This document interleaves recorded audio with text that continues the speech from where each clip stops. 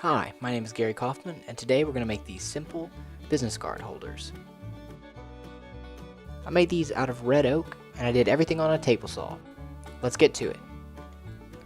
So first, I took my business card and I just kind of eyeballed how much wood I would want per business card holder. This is leftover wood from another project, so I didn't necessarily have to rip it down, but I did need to cross cut it to the width I wanted.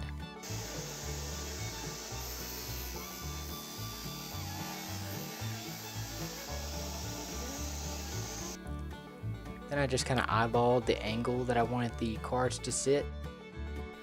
Then I changed the angle of the blade, changed the height of the blade, and then moved my fence over to be flush with the piece. Then I took my first pass.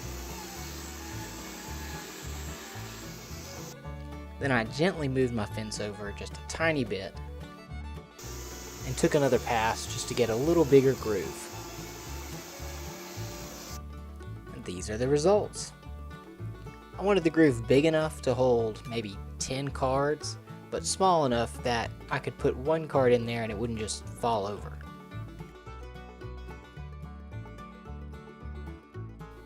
Now, to do the chamfered edge, I first took the saw angled bevel and just made it all the way to 45 degrees. Then I took this backer board and I clamped it onto the fence, really tight and really straight. Then with the saw on, I gently pushed the backer board into the blade to just make that perfect corner. Then I took a scrap piece, just in case, and chamfered all of the top edges.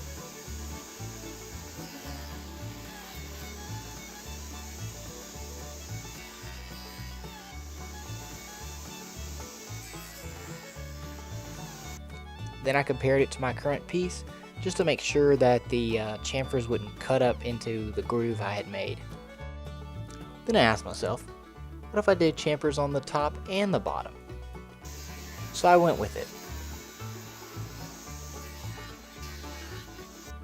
And I was very happy with my results. And then it was sanding time. I finished up with some 80 grit sandpaper to just clean up the inside of that groove.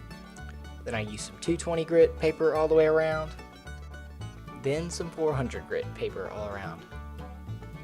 Then I added a protective layer of some finishing wax. First of all, because it's really smooth, and second of all, because it just looks great. And that was it. I think it looks pretty great. Thanks for watching. Go out and build something. And be sure to like, comment, subscribe, and share.